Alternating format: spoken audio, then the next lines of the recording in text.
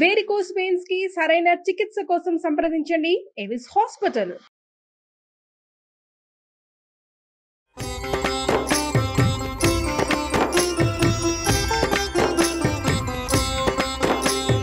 నమస్కారం. విష్ణు పురాణం 17వ భాగంలోకి వచ్చాం. ఊర్వశీ పురూరవుల కథ చెప్పుకుంటున్నాం. గంధర్వుల వల్ల లభించినటువంటి అగ్నికుండికని అడవిలో వదిలిపెట్టి వచ్చేసాడు పురూరవుడు. కానీ తర్వాత మళ్ళీ వెళ్ళి తెచ్చుకొని దాంతో తేవటానికి ప్రయత్నం చేసేసరికి అగ్నికుండిక అక్కడ లేక ఒక జమ్మి చెట్టు, ఒక రావి మొక్క కనపడ్డాయి. ఆ అగ్నే ఈ చెట్టుగా మారుంటుందని భావించి దాంతో అరణిని మధించి చివరికి యజ్ఞం చేసి ప్రపంచమంతా మెచ్చుకునేలాంటి అద్భుతమైన యజ్ఞం చేసి ఊర్వశిని తన దానిగా చేసుకున్నాడని చెప్పుకున్నాం. ఆది కాలంలో ఈ యజ్ఞాలకు ఉపయోగించేటువంటి వైవస్వతాగ్ని కాలాంతరంలో ఆహవనీయము, గార్హపత్యము, దక్షిణాగ్ని అని 3 విధాలుగా అయ్యిందట. కొంతకాలం గడిచిన తర్వాత పురూరవుడికి ఊర్వశి యందు ఆయువు, ధీమంతుడు, అమానసుడు, విశ్వావసుడు, శతాయువు, చిరాయువు అనే 6 కుమారులు కలిగారట. ఈ అమానసుని కొడుకే భీమసేనుడు, అతని కొడుకు కౌంచనుడు, కౌంచనుని కొడుకు సుహోత్రుడు, అతని కొడుకు జహ్నుడు. ఈ జహ్నుడు రాజులలో ఋషిగా ప్రసిద్ధుడు. మనకి జహ్ను పేరు తెలుసు. జహ్ను మహర్షి అనే ఈయన రాజర్షిగా ఉండగా ఒకనాడు యజ్ఞం చేస్తుంటే గంగానది పొంగి ఆశ్రమాన్ని కడిగేసింది. ఇది ఎప్పుడు జరిగింది? భగీరథుడు గంగని శివ జటాజూటం నుంచి భూలోకంలోకి తీసుకొస్తూ ఉన్నప్పుడు అది ఏం చేసింది? గంగ పొంగి ప్రవహించి వస్తూ మధ్యలో ఉన్న జహ్ను మహర్షి ఆశ్రమాన్ని కూడా ముంచెత్తేసింది. ఆ సందర్భాన్ని చెప్తున్నారు. ఆ యజ్ఞపురుషుడిని దీంతో ఈయనకు కోపం వచ్చిందట. ఎప్పుడైతే ఈ గంగానదిలో మొత్తం ఆశ్రమం అంతా కొట్టుకుపోయిందో ఆయన జహ్నువు కోపించి యజ్ఞపురుషుణ్ణి తనలోకి ఆహ్వానించి ఆ శక్తితోటి గంగ ఒక్క చుక్కైనా లేకుండా మొత్తం మింగేశాడట. మింగేస్తే అప్పుడు ఋషులు సురలు బతిమలాడగా, భగీరథుడు బతిమలాడగా కరుణించి గంగాజలాన్ని తన చెవి నుంచి వదిలిపెట్టాడట. చేతి నుంచి అని కూడా చెప్తుందండి. కుడి చేయి ఎడం చేయి నుంచి వదిలిపెట్టాడని ఒక మాట, చెవి నుంచి వదిలిపెట్టాడని ఒక మాట, 2 రకాలుగా చెప్పబడతాయి. ఆయనలోంచి గంగానది బయటకు వచ్చేసింది. ఆ రావడం వల్లే జహ్నువు నుంచి బయటకు వచ్చింది కాబట్టి గంగకి జాహ్నవి అని పేరు వచ్చింది. ఇప్పుడు మనం ప్రఖ్యాతంగా జాహ్నవి పేరు పెట్టుకుంటాం. గంగానదికి ఆ పేరు రావడానికి కారణం ఈ జహ్ను మహర్షి. ఈయన పురూరవుని యొక్క మునిమనవడనమాట. ఆయన నిరాటంకంగా యజ్ఞం చేసుకున్నాడు. ఈయన కుమారుడు జనకుడు, ఆయన కొడుకు బలాశువుడు, అతని కొడుకు కుశుడు. కుశునికి 4 కుమారులు. మళ్ళీ లవకుశుల్లో కుశుడుగా మనం చెప్పలేమండి. ఈయన వేరే ఆయన. ఈయనకి కుశాంబుడు, కుశనాభుడు, అధుర్తుడు, రజోవసువు అని 4 కుమారులు కలిగారట. వార్లలో కుశనాభుడు ఇంద్రుడితో సమానమైన సాటి అయిన కుమారుడు కావాలని అడవికి వెళ్ళి తపస్సు చేసేసరికల్లా ఇంద్రుడు ప్రత్యక్షమయ్యి ఆయనకి కుమారుడుగా జన్మించాడట. ఆ ఇంద్రాంశతోటి కుమారుడు జన్మించాడు. అతని పేరు గాధి. ఈ గాధి పేరు కూడా మనం రామాయణంలో ప్రఖ్యాతంగా వింటామండి. గాధి నీతి నియమాలతో కూడి చక్కగా పరిపాలన చేస్తూ సంతతి లేక ఎంతో చింతించేవాడట. చాలా అద్భుతమైన రాజ్యం జరిపాడు అతను. ఆయన రాజ్యంలో ఉండగా చాలా చక్కటి పాలన చేశాడు, కానీ సంతానం కలగలేదు ఆయనకి. చివరికి ఎప్పటికో అనేక దేవతల్ని ఆరాధించాక ఆయనకు ఒక కూతురు పుట్టిందట. ఆ కూతురు పేరు సత్యవతి. ఆ కన్యను పెళ్ళాండు గోరి ఈ భృగువంశీయుడు ఒక ఆయన రుచికుడు అనే ఒక ఋషి వచ్చి గాధిని అడిగాడట, మీ అమ్మాయిని నాకు ఇచ్చి వివాహం చేయమంటే ఈ ముసలి తపస్సుకి పెళ్ళా అని నవ్వాడట. అదే ఇంత ముసలివాడు ఈయనకి ఇంత చక్కని కూతుర్ని నాకు లేకలేక కలిగిన కుమార్తెనిచ్చి ఎట్లా వివాహం ఏ రకంగా చేసేది అని ఆయన ఆలోచిస్తే కానీ రుచికుడు వదిలిపెట్టలేదట. నీకు కన్యాశుల్కం ఏం కావాలో కోరుకో, తెచ్చిస్తాను అని హెచ్చరించినట్లుగా చెప్పాడట. చెప్పి అనేసరికి ఈయన అన్నాడు, సరే నువ్వు ఏమి ఇవ్వగలవో చెప్పు నాకంటే. ఈయన తెల్లని శరీరం, నీలివన్నే చెవులు, వాయువేగము అవి కలిగినటువంటి గుర్రాలను 1000 నాకు తెచ్చిస్తే మా పిల్లనిచ్చి పెళ్లి చేస్తానని చెప్పాడట.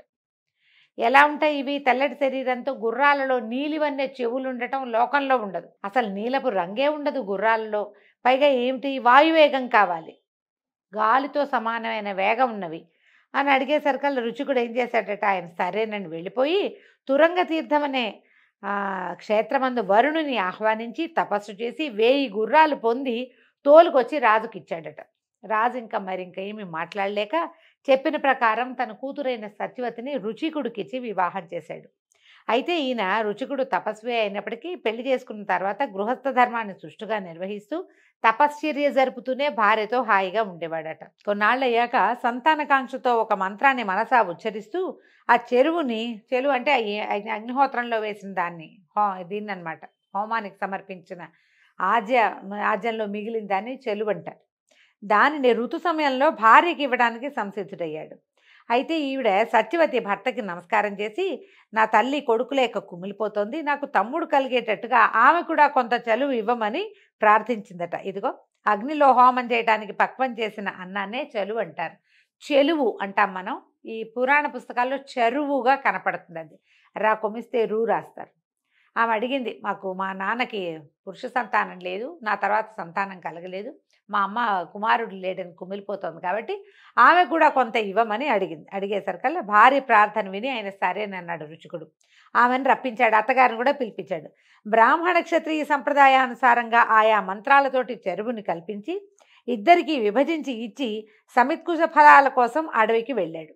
సరే ఆయన ఏర్పాటు చేసి, వీళ్ళకి ఈ సమయం అయిన తర్వాత తీసుకోండి అమ్మా అని ఏర్పాటు చేసి ఆయన దారిని ఆయన పువ్వులు దర్భలు అవి తెచ్చుకోవడానికి వెళ్ళిపోయాడు. అప్పుడు తల్లి కూతురుతో ఏమందంటే, లోకంలో అందరూ తమ కొడుకులు మంచివారుగా ఉండాలని కోరుకుంటారు, అలాగే నీ భర్త నీకు ఇచ్చిన ఆ పాయసం అలాంటిది, నాకు ఇచ్చింది చూడు అంత బాగా కనిపించట్లేదు, ఆ పాయసం బాగా గుమగుమలాడుతోంది, ఇది గుమగుమలాడట్లేదు. అట్లా భావించింది ఆమె. తన సోదరుడు సకల సగుణవంతుడుగా ఉండాలని అక్కయ్యలు కోరటం సహజం లోకంలో. అక్కయ్యలకి ఎప్పుడూ తమ్ముళ్ళ ప్రీతిగా ఉంటుంది.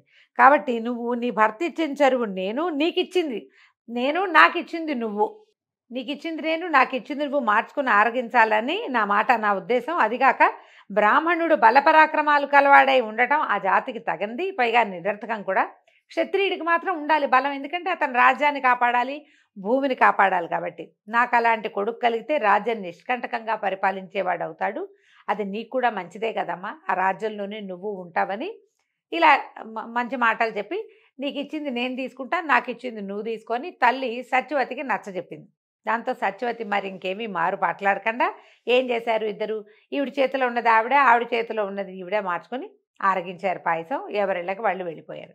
అడవి నుంచి వచ్చినటువంటి రుచికుడు ఇది గ్రహించి భార్యని అడిగట, ఇదేమిటి ఇలా చేసావు, చెరువు మార్చుకుని నువ్వు మీ అమ్మ ఆరగించారా, నీ గర్భం రుద్రమూర్తిగా పెరుగుతుంది, నేను చెప్పింది ఒకటి నువ్వు చేసింది ఒకటి, క్షత్రియ కర్మలు చేస్తూ శస్త్రాస్త్రపాణి అయి మహానుభావుడయ్యే కొడుకు నీకు, వేదాంతవేది తపస్శాలి బ్రాహ్మణాచారవర్తనుడు అయిన కొడుకు మీ తల్లికి కలుగుతారు అనేసరికల్లా ఆవిడ బాధపడిపోయిందట. అయ్యో, ముని అన్న మాటలు విని సత్యవతి మంటలో కడుపులో మంట వచ్చేసిందట ఆమెకి దుఃఖంతో.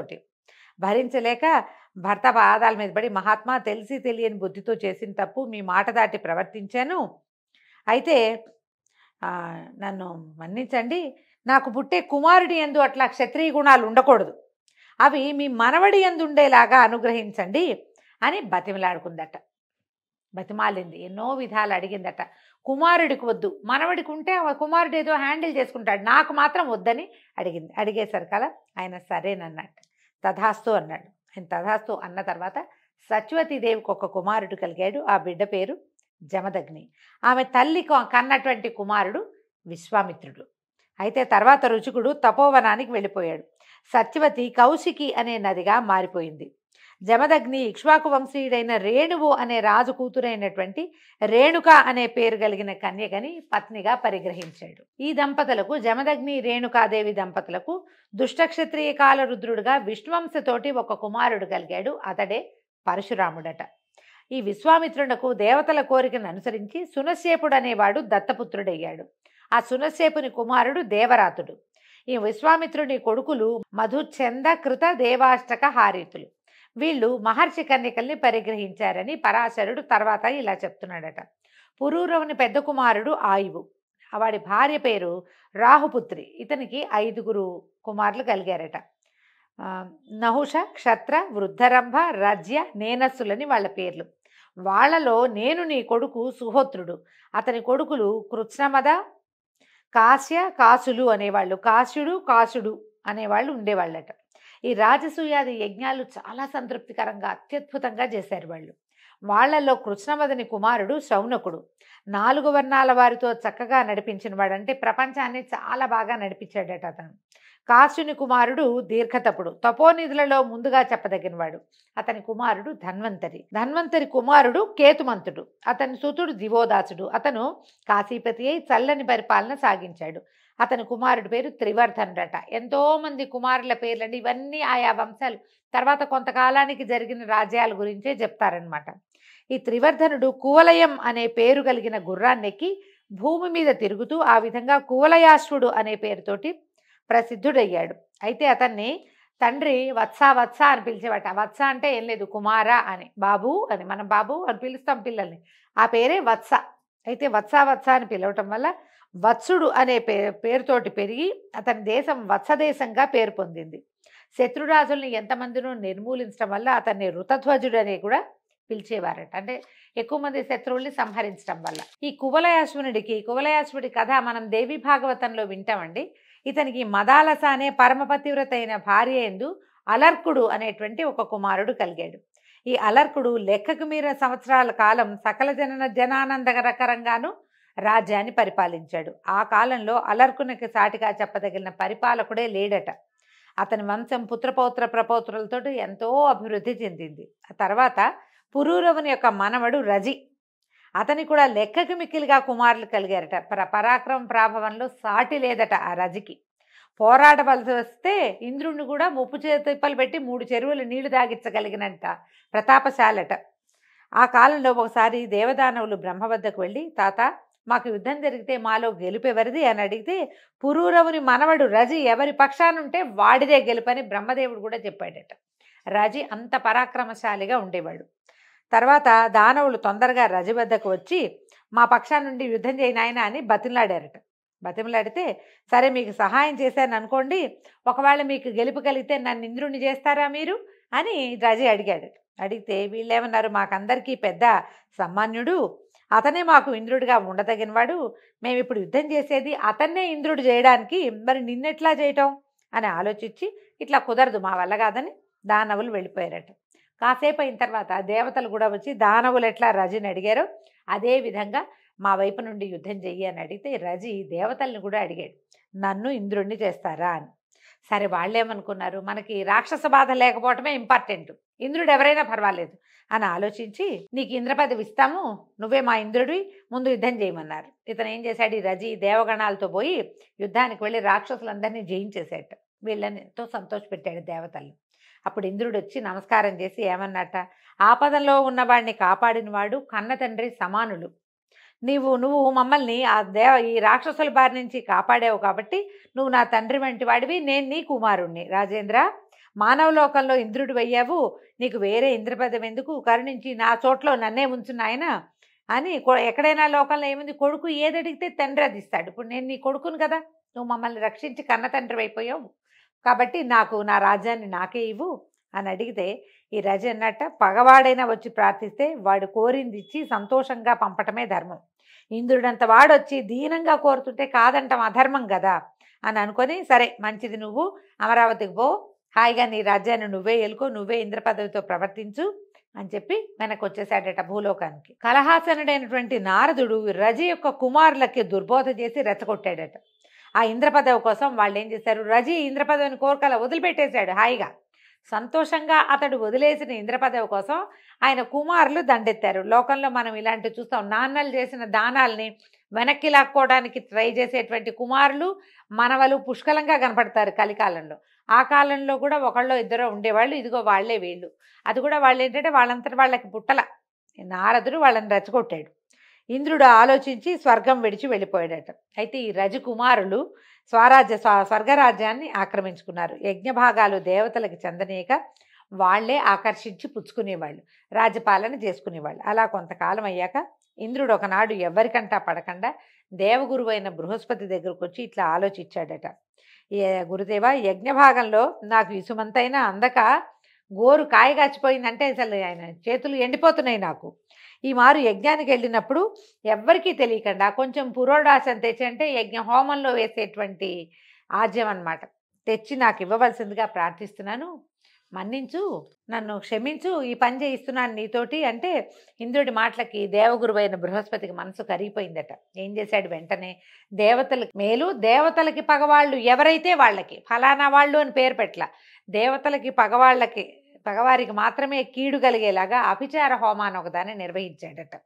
దాని ప్రభావంతో రజి యొక్క కుమారులు దుర్వివేకులై యజ్ఞాలు చేయక ఎవరితోనూ చేయనివ్వక వేదాలను వేదక్రియలను ద్వేషిస్తూ బ్రాహ్మణులను నిష్కారణంగా పట్టి పీకలు నూలుతూ ఇలా దుష్ప్రవర్తకులై చివరికి వారిలో వారు పగబట్టి తన్నుకుని చచ్చిపోయారట. ఏదైనా ఒక వంశము ఒక ఇది నాశనం అవ్వాలంటే ఇట్లా అభిచారం చేస్తే వాళ్ళలో వాళ్ళే కొట్టుకుని చచ్చిపోతారు చివరికి. ఈ విధంగా అమరావతి ఇంద్రపదవి సురరాజ్యము మళ్ళీ ఇంద్రుడికి స్వాధీనమైంది. ఇంద్రుడు వచ్చి తన రాజ్యంలో సుఖంగా ఉంటూ యజ్ఞాది వైదిక క్రియలు జరిపిస్తూ యజ్ఞభాగాలు గైకొంటూ ఆనందంగా ఉన్నాడు. ఈ చరిత్ర విన్న వాళ్ళకి స్థానభ్రష్టత్వం ఉండదు. ఏదైనా సమస్య వచ్చి మనకు స్థానం నుంచి వెళ్ళిపోయే ప్రాబ్లమ్స్ ఉన్నవాళ్ళు ఈ విష్ణు పురాణంలోని ఈ ఇంద్ర పదవి పోవటం రజి యొక్క కుమారుల గాథ గనక వింటే ఆ సమస్య రాదని పరాశర మహర్షి మైత్రేయుడికి తెలియజేశారు. తర్వాత చెప్తున్నారు, క్షప్రివృద్ధుని సంతతి మిక్కిలిగా విస్తరించింది. దంభుడు సంతతి లేనివాడే తపశ్చర్యలో మునిగాడు. నహుషునకు 6 కుమారులట. యతి, యయాతి, సంయాతి, ఆయాతి, నియతి, కృతి అని వాళ్ళ పేర్లు. యతి రాజ్యసుఖాలు అంగీకరించక యతీశ్వరుడైపోయాడట.